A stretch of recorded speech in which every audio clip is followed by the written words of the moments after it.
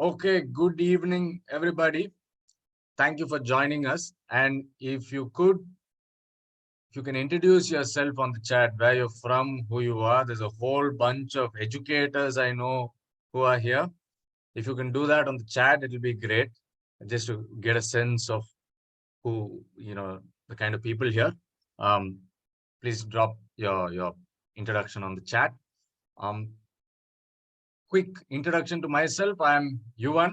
I am a naturalist, nature educator, and an environmental defender. Um, and this webinar is being hosted by Palluyir Trust. And I'll quickly tell you a few things we do just to give it a context. Yeah.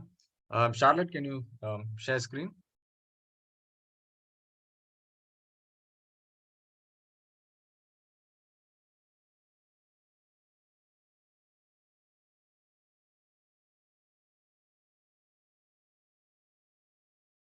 Okay.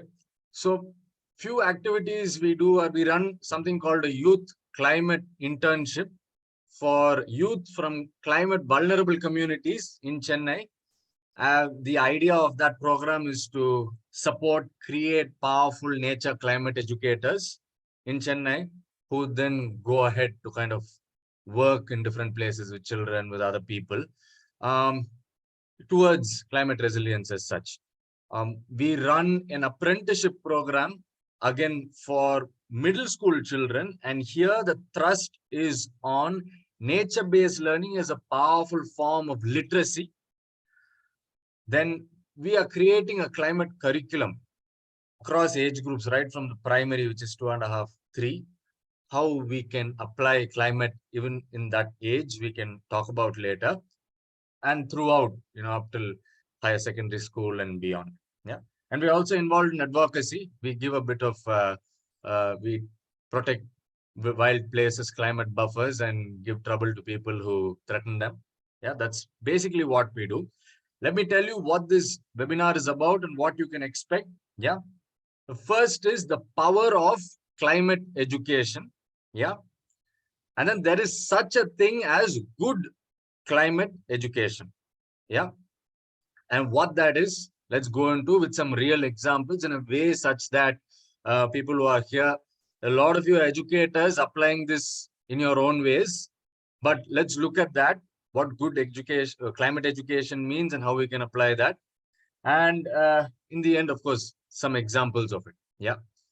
Now I want to start with the previous slide. Shall I go back, please? No. Okay. Um, recently India put out its long-term climate strategy. It's, I think, a 281-page document. If you read that, um, India has most of the climate vulnerable cities. In fact, the city I am in, Chennai, is the second most climate vulnerable as per various reports. And if you look at the strategy, it's largely techno fixes.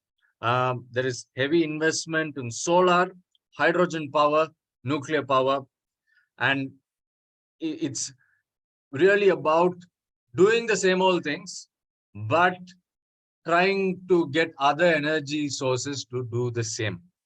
Yeah, and we need to look at that critically and question it. What is it that creates climate resilience in our local places? Adaptation, mitigation, all of those words. And what is it that creates reversal of these impacts in different places? Now, here this is a very texty slide, I understand, but then I want to read these two quotes out. It is two quotes I've chosen from a vast amount of literature which is there. Yeah.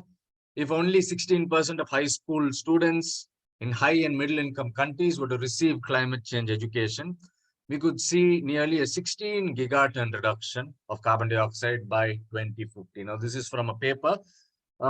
It is based on a study with few schools. It's a small study. And there are other studies showing that if one were to leverage good climate education alone, it gives better results than wind and solar. Yeah. So that's something to think about. When we invest in climate education, we create a certain foundation from which people grow with, and then from the various things emerge. Yeah. Next slide, please. Okay. question here to ask is, okay, why is climate education powerful? And why am I trying to argue here that it is perhaps more important than just merely switching to solar or wind or nuclear? If we go through the pattern of, consumerism, capitalism, we might as well finish it off with petrol and diesel and fossil fuel rather than switch our resource into solar, which requires its own mining, but from a different mineral source, or to hydrogen power, and exploit new resources. Yeah, might as well finish it with fossil fuel. The question is then, where does climate change as a bottom of issue arise?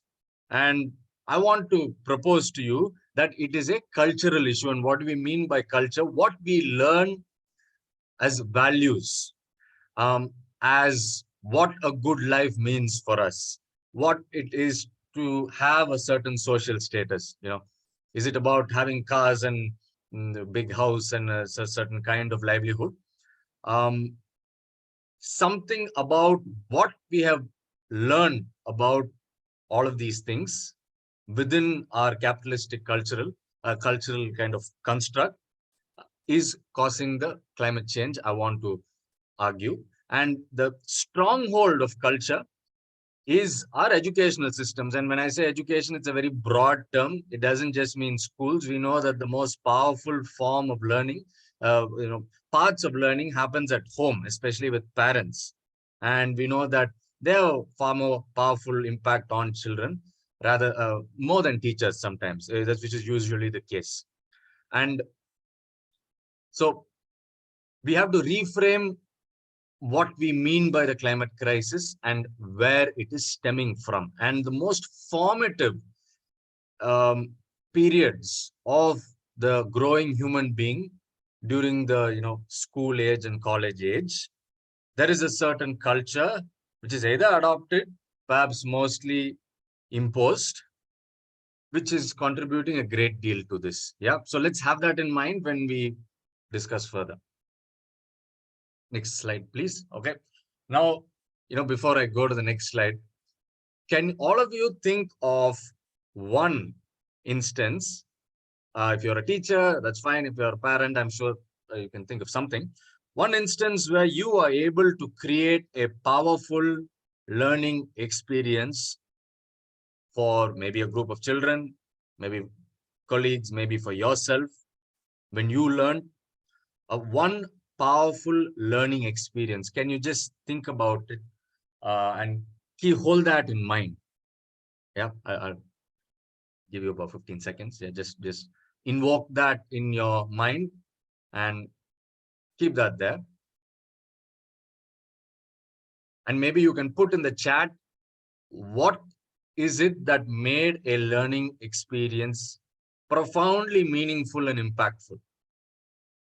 Yeah, what part of a learning experience, its architecture, its processes, made it profoundly meaningful and impactful? Yeah, you can invoke it in your mind. If you'd like to, it'll be great if you can put it in the chat, because then you can see if there's a pattern emerging of it's all kind of diverse things.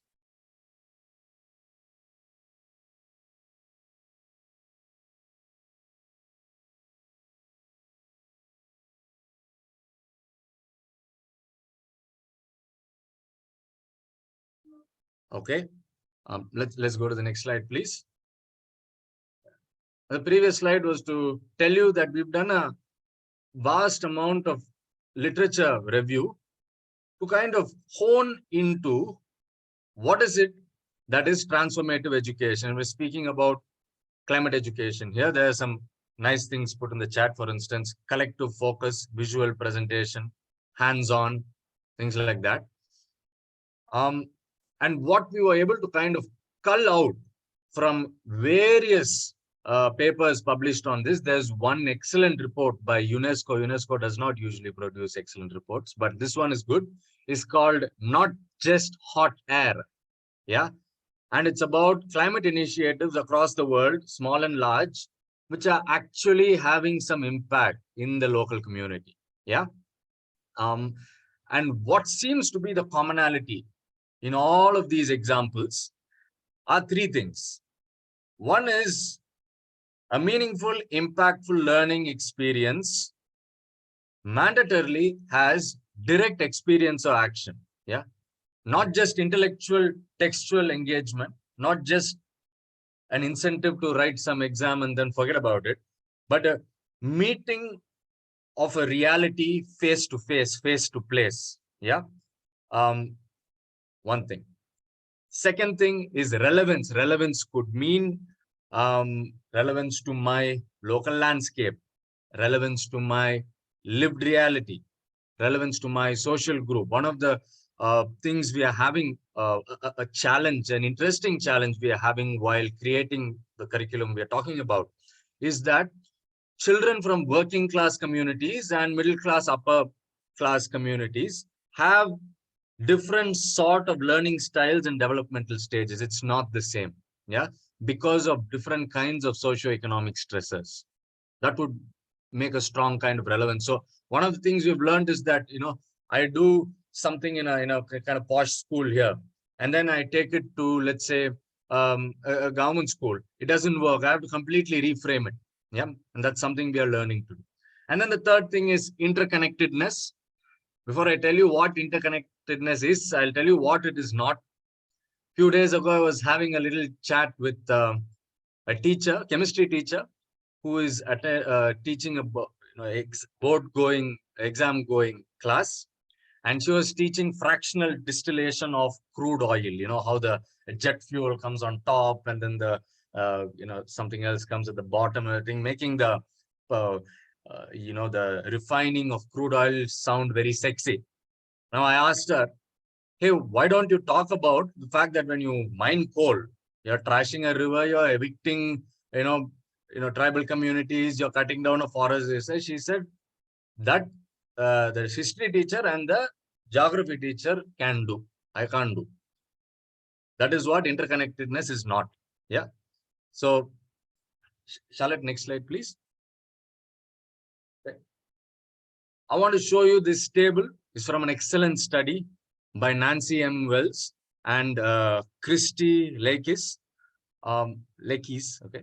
And it's called Childhood Pathways into Adult Environmentalism. Yeah. And we will talk about this a little bit more, but I want to basically summarize for you what this is showing. Yeah. So in the first row, you see, so basically these people are trying to find out, there are some of these people who become or adopt some kind of environmental attitudes, maybe they become a nature educator, maybe they strongly support a certain cause. All of us here, we could think about, okay, what is it exactly that put me on this path? Why am I following, environmentalism or social justice as a kind of a value? Yeah. Now, this study has a sample size of 2,000 people. It's a Western study. Yeah, not an Indian one, but doesn't mean it's not relevant. 2,000 people. And there is interaction with wild nature, domesticated nature, care of other animals, environmental education, which means reading stuff and writing an exam, learning about greenhouse gas and climate change and all the rest of it, and writing an exam purely textually, nature with people. And important thing here is early childhood interaction with biodiversity, nature. It could be observation, it could be data collection, it could be just a kind of an affective emotional experience, is showing a strong correlation between with as an adult developing environmental attitudes, versus more significantly look at environmental education, which shows no correlation whatsoever. So the child would have gone through fantastic environmental textbooks, read it and mugged it up and got fantastic marks in the exam, doesn't mean they will live that. Yeah. Now, this is an important thing to underline. Yeah. Now, I'll take a quick break, and I want to show you one of the activities among the many we are making to kind of give an idea. And I'm sure a lot of you have made your own. In the end, if we can have a sharing of that, it would be great. I want to give you an example of how you can bring these three pillars together in an activity, which is direct experience, relevance, and interconnectedness. Charlotte. Okay. Which one? Climate investigation.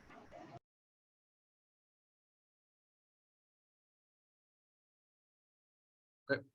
So here the objective of the activity, at the end of this, we could send PDFs to who's interested. But the objective of this activity is to investigate, not understand. We strongly believe that doing is better than knowing. Yeah. The objective of this activity is to investigate into the fact that climate impacts are felt in diverse ways, depending on the geography you are in, depending on the political setting, depending on what kind of class, caste inequities you're facing, all of that. Yeah. And it's for the young learner, adolescent learner with 13, 14 years plus, to investigate into this in their local reality. Yeah. So the activity starts off with kind of the educator, or one can do it for oneself, um, being sensitized to the fact that place in the Himalayas faces avalanches. Me in the plains, I face sea level rise. Yeah. And these are various climate impacts. And then perhaps finding out from research or looking at our climate action plans, saying, okay, what are our main climate impacts? Yeah. And from there, going to investigate one's own locality, a small area of space. We suggest an area of, 2 to 3 square kilometers from where somebody lives. Charlotte, next part of the activity. Okay. There's a set of questions. Yeah. Covering various aspects of what can create climate impacts. Yeah. So do you live in an urban, semi-urban or rural locality? How is the land in your locality used? Rank from most to least: residential, commercial, or is it industrial, agricultural, all of that? What are the most common types of housing? What percentage of the locality is covered in trees, etc. You can look at a map for this, and so on. Are there threatened species? And then last ones being rank your localities, climate awareness. If somebody cares about climate, it will be more climate resilient, as we might know, and so on. Yeah. So there's a set of questions where the learner or the learner group must investigate into with respect to their own locality. And I'll give you an example of my locality. Charlotte will go down. Okay. So I live in Sheshadripuram, Velachery. My apartment is built on a marshland, and so I don't get flooded. The marshland fills up. So yeah, it means the same thing in some places. Yeah. So I fill this up for my place. It's largely urban area. What is the rainfall? What are the water bodies nearby? All of that. Yeah. So this is an example of how this can be filled. And then from here, the discussion would be next page, Charlotte. Okay. Sharing findings with friends and classmates, listening to each other's findings and seeing how even different localities, somebody could be right bang next to the sea, somebody could be next to the marshland, somebody could be entirely landlocked in high-rise buildings, and how these parameters are extremely different. So a climate impact is a million different things. Yeah. And from here, predicting, okay, what are long-term and short-term impacts? What are some of the things we could do? Okay, what are some commonalities between various things we are finding, and so on. And from here, sharing one's findings with community, school, etc., and taking it further. Yeah. So just to give you an example of how these three pillars of meaningful, impactful learning could be incorporated in one activity. Yeah. We'll go back to the presentation, Charlotte. Okay. Next page. Okay. I wanted to show you this diagram. It's again very texty, but then it's from an important paper by Ming Kuo, called "Do Experiences in Nature Promote Learning?" Yeah. Now she looks at more than 100 different studies on this from different parts of the world, and finds out that nature-based learning, that is in words put otherwise, is real world engagement works better than traditional classroom instruction, even for your own silly academic objectives. Yeah. You want to get the child to, score marks. Do nature-based learning. Don't do traditional classroom instruction. Yeah. And there are different things to this. I started my career as a nature educator when I was 16. I was living in a campus in Chengalpet district, extremely rural area. And there I would go walking in the fields and the little forests and the areas, lakes there. And the local children would join me. I'll show birds and frogs and snakes and stuff. And they were very interested. I said, can you come and do this in school? I went to school. And I said, you know what, children are interested in all of this. Can I do this? School said, no, we don't have time for this. So then a little despondent, I went back. In 1 month, I put together something. I went back to the school and I said, you know what? We'll use the local biodiversity, improve the marks of the children. And they said, oh, please come, please come. Yeah. So sometimes that's an entry point. And then that actually happened. We were able to run that program for 2 years, and then the dropouts decreased. The Joint Director of Education sent us an appreciation letter. We got better funding and all of that. A point being, this pedagogy is quite unknown, and the myth of traditional classroom instruction, of control pedagogy, of the teacher being the source of all wisdom, and the learners being a kind of passive recipient location, is a myth which needs to go if we want climate resilience. As long as this pedagogy is there, we are up against a big wall. Yeah. Next one, Shal. Okay. Now, the third pillar, interconnectedness. One of the most important form or concept of interconnectedness we need to assert and kind of acknowledge as climate educators is that the climate crisis is inextricably interlinked with the social justice crisis, which means the crisis of various inequalities structurally forced within human society, racial, ethnicity, caste, class, and so on. And then the biodiversity crisis, which is the rapid loss of more than human beings, the rest of nature from the planet, which have extremely crucial roles in the equilibrium of the earth as well as our own lives. Yeah. And so this interconnection is something we need to constantly bring about. We can't talk about just one and try to kind of isolate, oh, you know what, some people in some places, I use the word caste, and then people are in flames, and I was like, oh, look at what that guy said. Increasingly, I've been in this field for a little more than a decade now, and I found it impossible to talk about climate crisis without inequalities, social inequalities, and impossible to talk about any of this without all three involved. And that interconnectedness is important for climate literacy to be impactful. Let us look at one more example of an activity where we can bring all these three together in a meaningful way. Charlotte, let's go to the privilege investigation.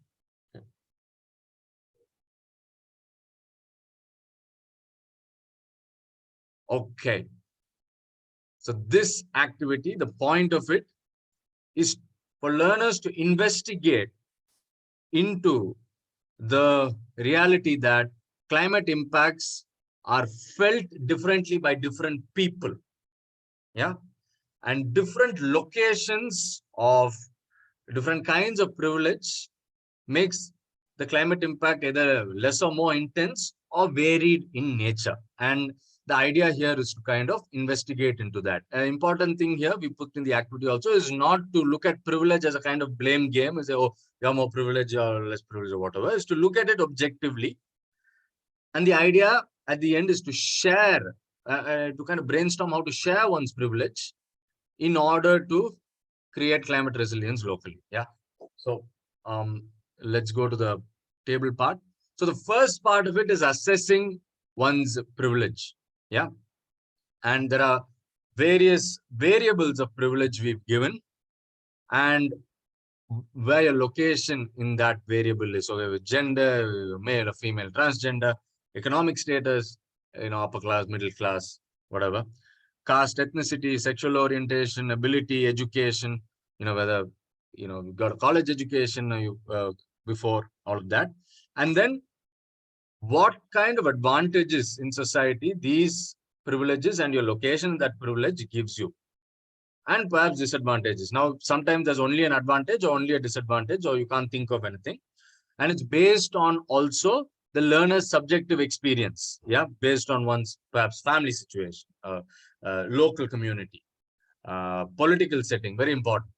Um, a non-Hindu I can sit and speak all this here in Tamil Nadu, but perhaps not in Uttar Pradesh. I don't know. I would guess that.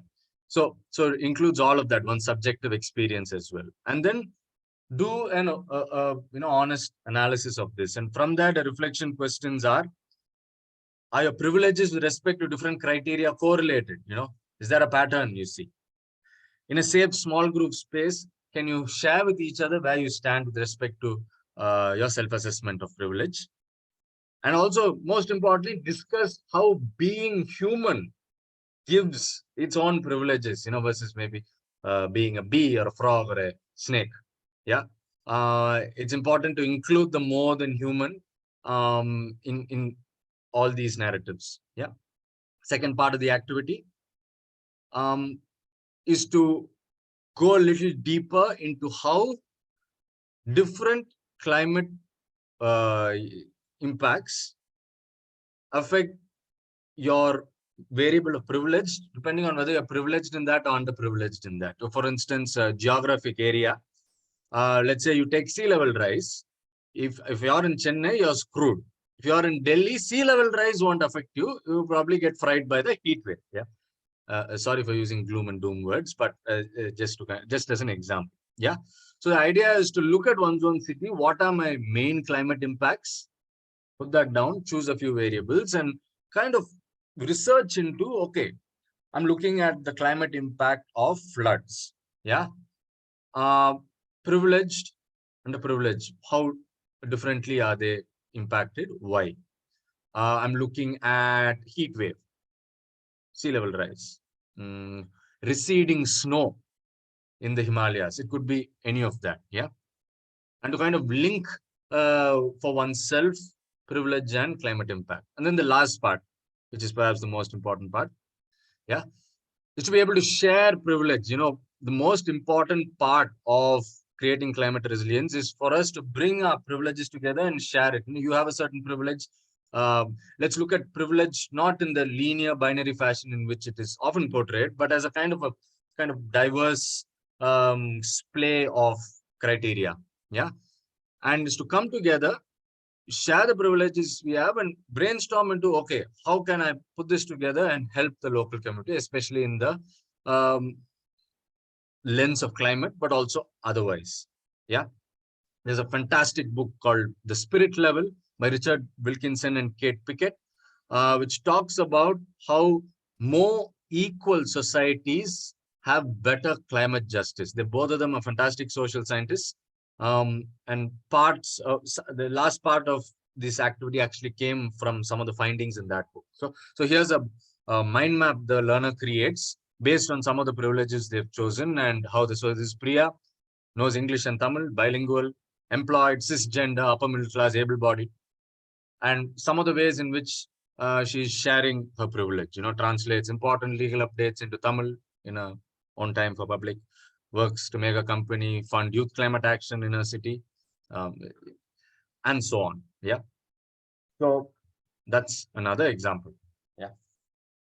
Let's go back to the webinar.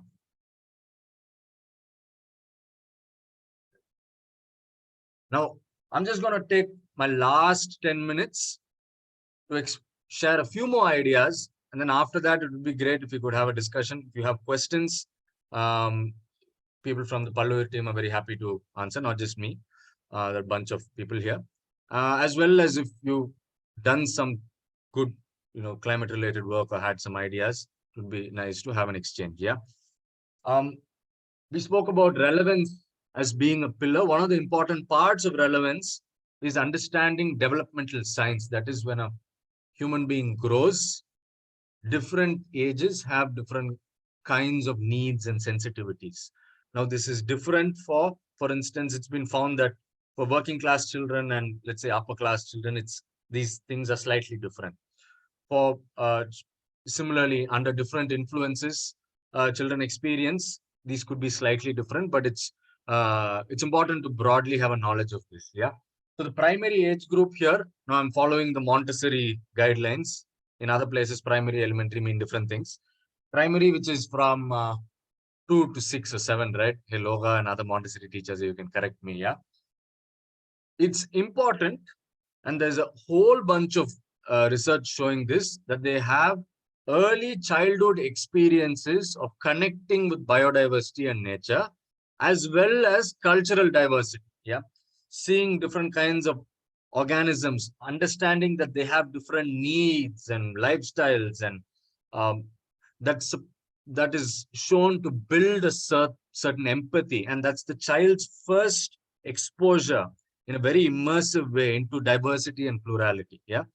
So, and it's important that we don't take gloom and doom into, oh, the world is sinking, we are on fire sort of narrative into the young children. There's some good work by David Sobel, Minko as well, who've shown that, when children in that age group are developing a certain sense of personal safety, exposure to gloom and doom actually kind of puts them off, and they kind of avoid that later on in their life. Yeah. So it's important at that point to grow connection and love, and be exposed to the values. Different forms of diversity can speak to one overtly as well as subliminally, to later on develop other things. In fact, there are some studies which show, forget the elementary and secondary, early childhood experiences with biodiversity is finished. Environmental attitudes are developed in adulthood. Yeah. The elementary age group is between 7 and 12, 13. And that is when the intellect is strong, the logical thinking mind and slow leap to abstraction starts happening. And that is a time when, facts and principles and interconnections between different topics kind of stimulates children a lot. They like learning names, explaining things, all of that. And then the secondary, that is the adolescent age group. There's a lot of debate on what is adolescence. Typically is between 13 and 18, but can go up to 24. There are some places where adolescence as such as a process has its vestiges even up till 30. So as such, I'm also an adolescent. I'm less than 30, by the way, but never mind. Now, there is a brain process called dispersal, which happens. It's a neurological process where the young human being actually either physically or metaphorically, culturally, moves away from the home culture one is growing in, and also looks back at it naturally and critically, and questions things and reframes things for themselves in their path to find autonomy. Yeah. And at that time, dark and light issues, complex things, civic engagement, things which improve their social identity, or let's expand their social identity, works extremely well in the adolescent age group. Yeah. It's also a time when the temporal lobes of the human being change, and they develop something called non-peer blindness, which means younger children actually look up to adults. Secondary children look only at their peers. Older people don't really matter, younger people don't really matter, and that's because of brain changes happening during that time. So that's sort of a thing, teamwork, on a project, all of that challenge works really well. And these are things we have to keep in mind while creating modules for different age groups. Yeah. Next one, Charlotte. Now, while we've been working in this field, there are some challenges we've been coming across, and we've been thinking about ways, in some places, effectively implementing ways to circumvent those challenges, in other places, not so much. And I'll just share with you some of them so that if you can, you have experiences related to them, if you can share, that would be great. One is the challenge of livelihood and poverty. We work a lot with climate vulnerable, disadvantaged communities. So there, when I take something and say, let's learn about this, that, they say, wait, what's the use? The uh, drive to seek a livelihood is a pressing thing, especially in disadvantaged communities. Go to upper middle class place, they're very happy with extracurricular stuff. And a lot of children go horse riding. It's not linked to, but I'm not blaming that. I'm saying the needs are different. To understand climate effectively, climate is not snowfall outside Donald Trump's window. Donald Trump is famous to said that, what are you guys speaking about climate change? It's snowing outside and it's freezing. That is weather. That's not climate. Climate is something, an average of something which happens over decades. And to actually kind of study it, you need to experience something long term. Now, how do you circumvent that? We don't have time. Chennai coastline is every 5 years coming in about 100 meters plus. Now, I can't experience something for decades. Yeah. How do we circumvent? One way is to look at historical data, background information, etc. But that's a significant challenge. Another challenge is social influence. Now, this is something a lot of people would have experienced here also. I'm going gaga about climate literacy, this. But if I'm in a social group, people are saying, what the hell is this guy talking about? Look at me weirdly. I'm like, hey, I'm not doing this stuff. I'm losing my face in front of my friends. It's a massive deterrent of good climate literacy, because there are a lot of places where, for instance, I'm working in a fantastic community here with Palluyir and Madras Naturalist Society, the Chennai Climate Action Group. Yeah, where I'm able to exchange my ideas. In my school, I run a program called Farm Environment and Society. It's a beautiful school. Great response from the children. But I'm the only guy there speaking the language I am. Sometimes I feel terribly lonely. Yeah, that's a significant deterrent. Yeah. And so on. I'll just share one more challenge, which we come across again and again. Ideologies that foster inaction. Yeah. When we speak with certain people, especially, or certain groups of people, we come across this, the idea that, the purpose of life is to gain more and more wealth, or, wanting a certain kind of high lifestyle as the main aspiration.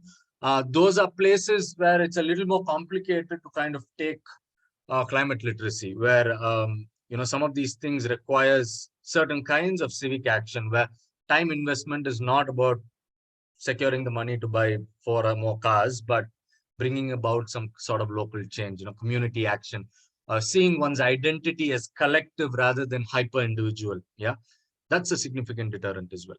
Yeah. Next one, Charlotte. Okay. Now, I will not cover this slide. Maybe let's come back to it later if there's time. Next one. That is basically a bunch of possibilities we are trying under various subjects. Yeah. And quite importantly, I want to end with the fact that, especially those of you who are in Chennai, a whole bunch of us working in this field, Chennai Climate Action Group, Fikers, Project Living Cities, Palluyir, Trash Troopers, Young People for Politics, a whole bunch of us. We organize a climate rally every year. This year, it's on December 3rd, happening on the Elliot's Beach Promenade. Yeah. And, rallies are important. One is, okay, they get some press coverage, but most importantly, it's a place of networking and building connections and friendships with like-minded people. The pre and during and post conversations are really important. We meet people with complementary interests. There's a whole bunch of learning and social bonding within this field. Yeah. So I, as a nature educator, I might meet advocate or a lawyer who's working in this field, who comes and tells me, what, legal education is a good idea, do this in this way. I come back with a new idea. He goes back with some other perspective. So I would strongly recommend and kind of heartfeltly invite you, especially if you're in Chennai, to please come for the rally on December 3rd. You can follow our pages to kind of know more, the time and everything. It's typically in the afternoon, about 4 to 6. Yeah. And not just you coming, bring senior children, bring friends, etc. Get more people into this dialogue space of climate literacy in a locally relevant way.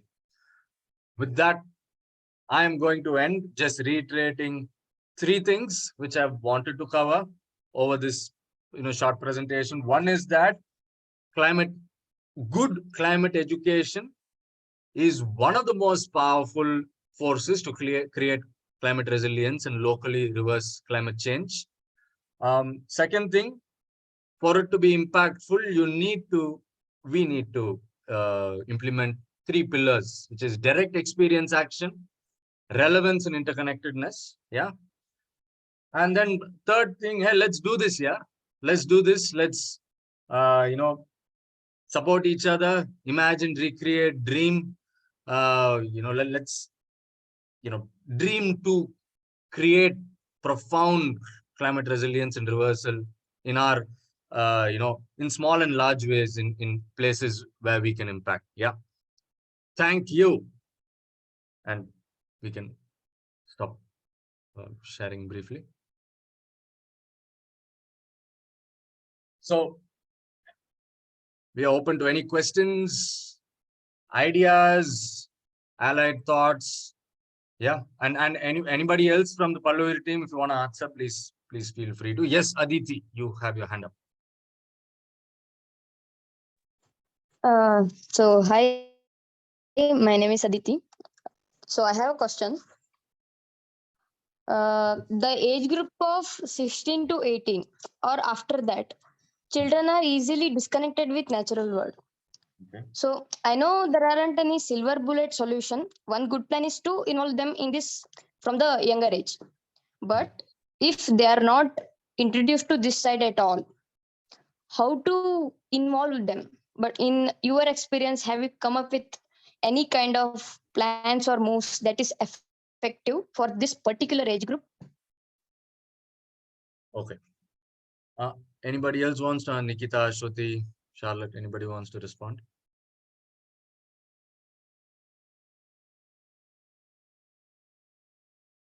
Okay, I'll take a shot at it. I'll give you an example. Okay. Few years ago, and I tell this example a lot. I'm pretty proud about it. I'm happy about it. I was working with a class 12 group, not too oriented, but somewhat oriented with all these issues. And we were working on the Polycat campaign. And, it was about a 6-month sort of a, work we did. And initially there was a lot of disinterest and resistance, also because it was COVID and we were doing online classes and nobody cared. And, people would not have their videos on or they wouldn't be present. It would be just their screen. And then what we did was we took them to meet the fisher folk in Kattupalli who've been thrice evicted and who will be sort of kind of ousted from their places violently by a massive port, being built by Adani there. And when they met the fisher folk, they got a certain energy after which they worked day and night. They put up, we put a press conference based on it. And it played a big part in, just 2 days later, the public hearing for that megaport proposal got cancelled. I'm sharing this example because of 2 things.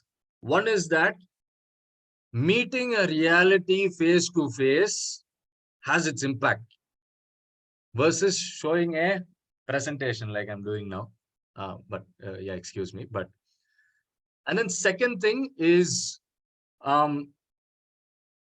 the middle late adolescence age group is deeply interested and invested in their social identity. So they can engage themselves in something which will be of community help, something they can collaborate on, it will be of larger purpose and meaning.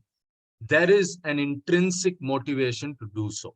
I understand a lot of challenges in this. So I've gone with classes. I won't name the school. I've gone with the senior school with that. no exposure to anything, nature, society related. And it was personally traumatic because they didn't care. And it was a kind of a field trip. Yeah. So there are significant challenges there, but let's think of ways to circumvent that. Perhaps there are creative ways. Ashwati, go ahead. Yeah, I mean, I kind of wanted to add on to that, but I think you slightly covered it as well. The fact that with that age group, a lot of the times, something that gives them some sort of responsibility and empowers them, it's more of a personal thing. I mean, that's how it seems to work. It's a sort of a personal thing for them that where they are able to make a change such that it has a social incentive to it. So as you said, it should be something that changes their social identity, and that kind of stuff seems to work with that age group. For instance, how I'm using the example of the Urban Wilderness Walks internship.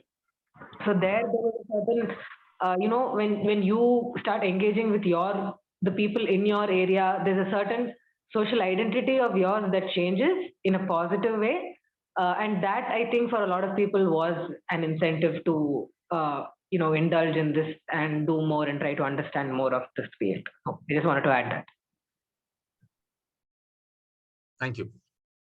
So we have Subhashini going next.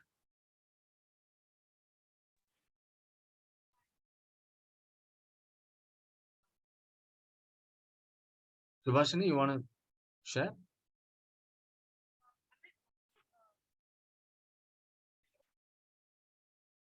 Okay, in the meantime, Sanjana. Hi, Sanjana, fellow climate activist. Okay. Hi, Yuvan. I just switch on my video. Yeah, I mean, first of all, thanks. This presentation was super, informative, engaging. Yeah, and my question was more so like, I think especially slightly older kids, they also unfortunately like have a lot of pressure from the education system at this age. With parents or schools themselves kind of saying it's now not the time to focus on stuff like this. Where like maybe you give, if there's like a reflective exercise where they have to go around, maybe ask people in their areas about something. They like it. I don't know, seen as time waste to waste your time on doing stuff like this. I just wanted to understand, like, yeah, like giving them maybe an extra homework, they might be viewing it like that. I don't know how you have dealt with these kind of situations. Yeah, that is a significant challenge. Exam orientedness is a significant challenge to this, and the equally existent challenge is that we have a farm program, and one student was not interested in coming. We learn organic farming basically as 3 years of that program. And he said, "Sir, you keep an exam on this, I'll come." That is also problematic because the incentive to pursue something is to kind of finish something off and get rid of it. Yeah.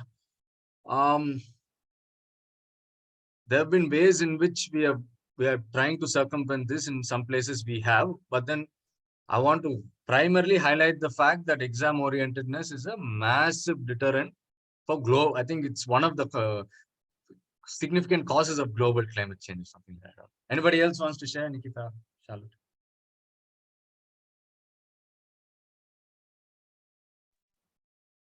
Hi, this is Varshni. Am I audible? Yeah. So I had a very similar question. I work with an NGO called Kanavu, which works with rural schools in Kadalur. And to the high school group of this schools, I work on the nature education aspect with them. And the major impediment I face is also the way I work with teachers, because the idea for me is for the program to continue on irrespective of whether I am there or not. And for that, I would like the teachers to be equipped to carry it on. That's where the question of how do I complete the portions, what do I tell the parents, and a whole bunch of issues come up. But when they see a slight improvement in the behavioral changes that kids go through after the start of program, they are also inclined to it. And I think that's a positive thing that I've been seeing. Definitely, it's a huge struggle. Like every day I have to have an argument with the HM to allow me to take them out. But Yeah, there is definitely an improvement. The teachers come back to me and say, I see a change in them. Like they are better listeners in class, they're better observant now. So that is sort of very encouraging. And now teachers are also keen. So they think that there's something positive happening. So I really wanted to focus on that and share that with all of you. No, I resoundingly echo what you said. In fact, one of the most proven things about nature-based learning, nature education, is that it, like we covered, improves literacy. And we saw this with the group of, multiple groups of first-generation learners we are engaging with, who are largely from fisher community, domestic labor community, and so on.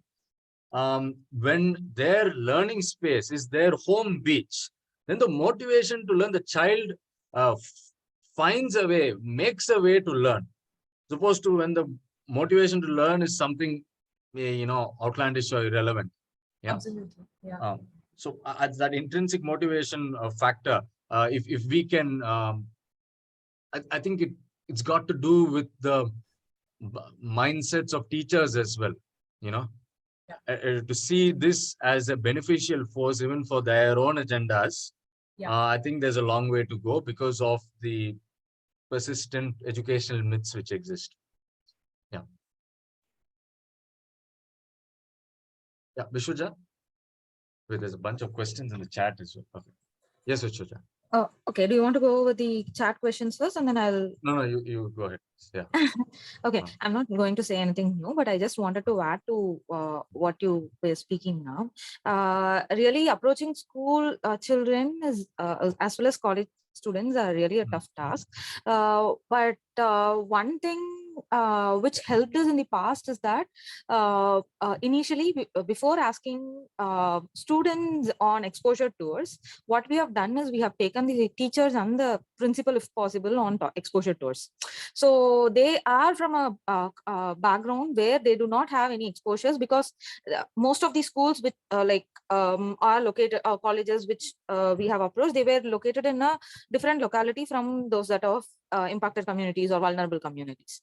So that actually have created impacts in these minds, in the teachers, and the in one school we took principal himself. So they actually followed up with us, and then they wanted their children to experience same kind of thing what they have experienced. So that actually helped us more easily. Even exam schedules are there, then they ensure that they allocate some time for this, and we conduct these exposure tours. And then they also felt that there is a huge change, because they were also students from migrant workers community. So they were from different parts of the country, be it northern part of the country, coming here and working as daily laborers. But they had difficulties to come to school. But later, when they had this, they actually became part of a eco club they started, which they didn't have a plan to start before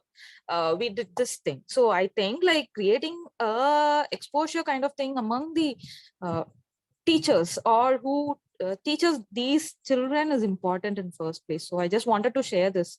So that is one thing. I have a question. Yeah, I want to highlight that, investing in teachers to create these exposures, then our impact is manifold. Absolutely. Yeah. Yeah. So one important question, actually, that being a part of youth group which doesn't think about a solution at all is a huge problem for us nowadays, because while we are going and meeting children and youth, so the main question is, after listening patiently to every single thing and asking a lot of questions, the final question will be what we can do. What's the important thing that we should do? I need to do something. But it's like, I feel like it's end of the road for me. But if you can help us with that, it would be really great. You're throwing difficult questions at me. Yeah. Actually, even today that happened. We had, so we went to Montessori school. It was mainly elementary, upper elementary as well as lower elementary school children. So they were shooting questions after questions after questions. It's really fantastic questions, but I was able to handle some, like most of it, but the solution part of it, I had to surrender, saying that I'm not sure about that. Anybody else from I'm so sorry. Palluyir? Yeah, Nikita, go ahead. I'm not sure if there is like one solution to all the problems, air pollution or climate change, etc., etc. I don't think there is such a solution to all the problems, but I think the next step after they are exposed to all this is could be to critically think, to analyze whatever problems that comes up in future, and also enable other people to critically think. And yeah, I had something else in mind.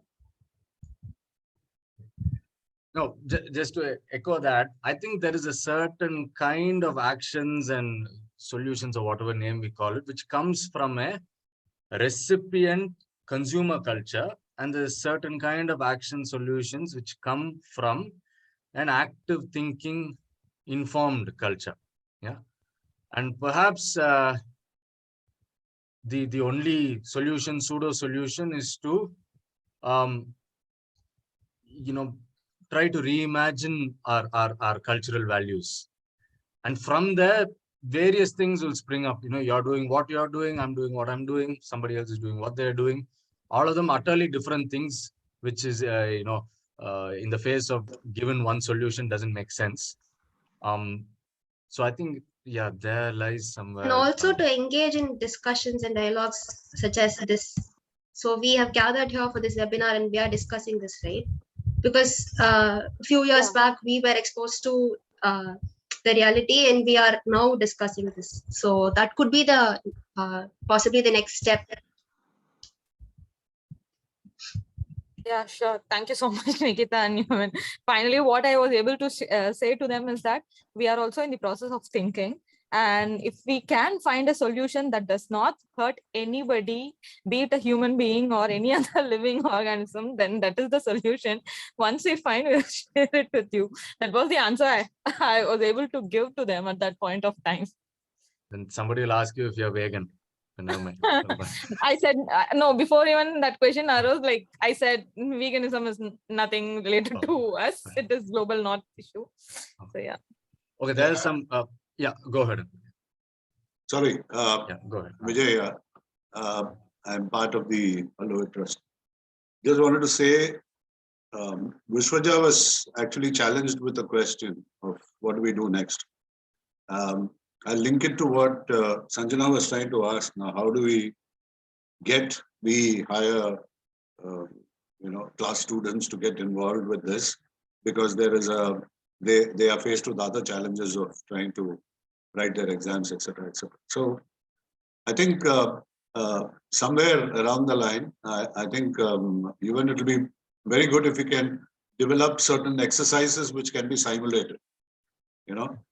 So what happens if sea level rises, etc., etc. Now these are shown as examples to the students, and then you allow their mind to decide as to how they would react, how they would respond. Sorry, I used the wrong word. How they would respond to this kind of a situation, and also making them aware.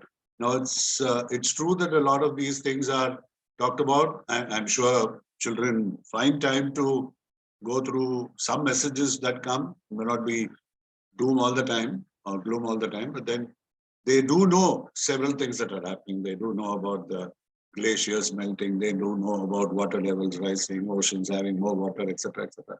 So if there are 3-4 exercises that we can simulate, and say that if this happens, this would be the resultant, then I think we would have addressed both Sanjana's and Vishwaja's queries. That's all I have to say. Yeah. I've written that down. Okay. So I'll quickly address some of the questions. I try to address some of the questions in the chat, and then perhaps we could wind up. So we have John Steinbeck said, learning should happen at the feet of living things. Absolutely agree. Now, why climate education is not included in the NEP education policy? It's not entirely taken off, but at the same time, it has a lot of lacunae and scope for improvement. The NEP, I think that's a whole other political discussion. But what is worrying is the NCRT removing climate topics and other topics like people's movements, democracy, Indian constitution from the history and other syllabi. And I don't want to kind of interpret that, but that is a worrying thing. Okay. On my opinion, climate change is only going for city students. What about rural students? Yeah, I think that's an important concern being raised, because as such, cities are information hubs, but how can rural children also benefit? Personally speaking, my first 5 years as a nature educator, climate educator, I worked with 5 rural schools. I think there are a lot. I know a whole bunch of other extraordinary teachers working in rural areas, but perhaps not as much. I would also recommend that you see PARI, P-A-R-I, started by P. Sainath, who's doing fantastic work with respect to climate change and vulnerable communities, and especially taking this to rural folk. Forms, hey, all, please do leave feedback. Hey, yeah, please leave feedback. We'll be very grateful. Thank you. Approaching schools to organize nature education is indeed a task, as you mentioned. Schools call off such requests, stating the lack of time since they have to cover it. Any suggestions on how to put ourselves through? When schools say, hey, we have to cover syllabus, one stealth hole you can build in that, most effective I've found, is to tell them, I'm doing this session on butterflies. Is linked to this concept in science and this concept in language and physics. This will be the outcomes. Spin a story like that. They'll say, please come. Yeah. While our agenda would be to also create other kinds of, sensitizations and values. I think it's a nice thing to curricularly align some of these activities with existing syllabi, so that we don't have to fight this fight. Please let us in, climate is important. Go and say, hey, climate literacy is an important literacy tool, not just a climate awareness tool, but a literacy tool. And people might be curious. And that's something I've found working, which has worked for me. Maybe try it out. Great if you can share some of the activities. I think we have all your email IDs. We will share with you the activities we showed you here, maybe 1 or 2 more. Yeah. Thank you, so thanks for exposure trips. Yeah, definitely look at the toxic tours. Some of them Prashant and Vishwaja have been anchoring. I've been on quite a few. They are really impactful. I think you might find some. Vishwaja, if you can share any link about that, that would be great. Can you please share on how to create an interest in nature for primary school students? Maybe anybody else want to respond to that?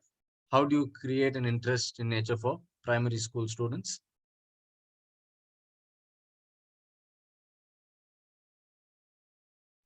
I mean, this is quite vague from my own personal experience, but I think with respect to primary students, I don't think we need to create an interest as such, because that interest is still there. It's only when they go into secondary without that exposure in primary that they somehow just get cut off because of the system that exists. But I think in primary, all that you've got to do is just give them the portal to explore on their own or with a little guidance. And that itself is such a wonderful portal for them to find their interest. At least, I mean, their interest is there. They just have to have the opportunity to find it, I think, in my opinion. So give them opportunities to engage with nature, explore, touch, play in the mud or whatever, but just let them be. There will have to be some sort of, initial, spark that an educator or adult or whoever parent has to, provide, because I mean, otherwise also they can explore and they might get that interest on their own, but it sometimes also takes a little bit of a spark to, show them that, oh, this is there, this is really cool, this is what this does. So that kind of helps. So I don't think you really need to create interest. It'll be there. We just have to let them explore. I mean, that's what it is from my experience. I echo that. There's a fantastic neuroscientist who runs a phenomenal podcast called the Human Lab podcast. He speaks about how our brain for 2 million years is a hunter-gatherer brain, and therefore to explore is an instinct, extremely strong, especially in the primary age group. They learn sensorially, and they are wilderness themselves. In my, nature education is all I do. I'm literally going place to place and either writing about it and engaging with children. I have not found a single child less than 9-year-old, 7-year-old who's not utterly enthralled by nature. Today, I had a session on frogs of Chennai and a frog called quiz. 5 children landed up. One of them kind of introduced to nature. Other 4 of them, absolutely not. It did not take them any time to enter into that. Their selfhood itself is kind of fluid and encompassing of other beings. Their identity is interconnected before it unlearns that. So yeah, I think the most easiest thing for me is to connect primary children. I just have to set a plan and then step back, and connection happens for primary children. So yeah. In my opinion, from what I've seen, primary children are very curious, and as educators, we just have to create opportunities for them to experience and explore nature. Subhashini, we'll give you the last word. Yeah.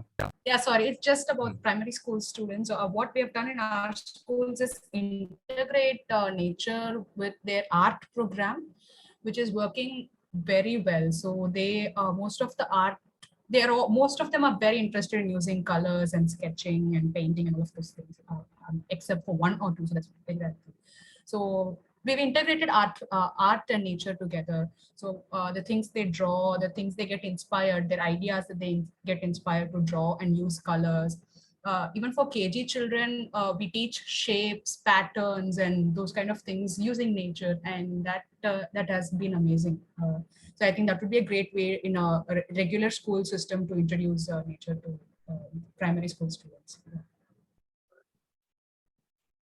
So I think with that important connection between art and nature, it's a good note to end on.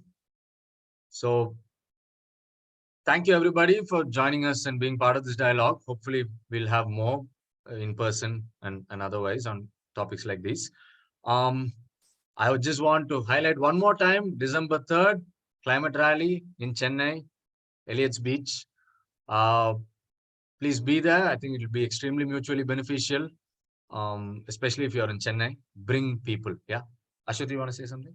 Yeah, just before you guys leave, please do put in your feedback in the form that I've shared on the group. It would be really helpful. Yeah.